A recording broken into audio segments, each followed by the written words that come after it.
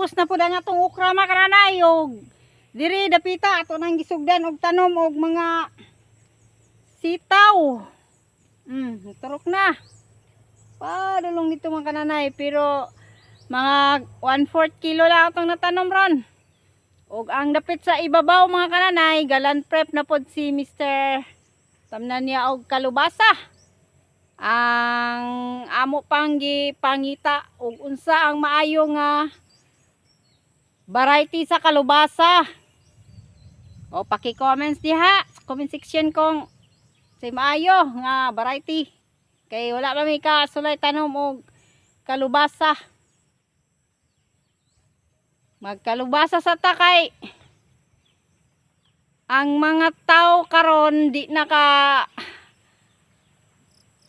hurot og daghan kaayo ang atong okra. Morning. Alternate lang nato. Daghan pa mig okra dire. Kinsay gustong magpalit.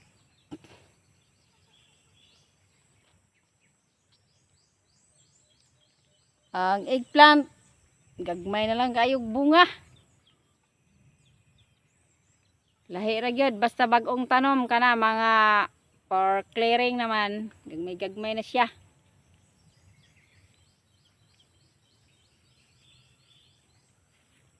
Ang atong okra diri, gwapa kayo ni.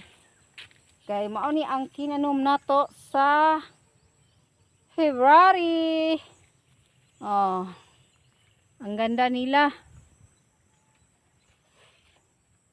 Okra pa more. Bye bye, thank you for watching. God bless us all.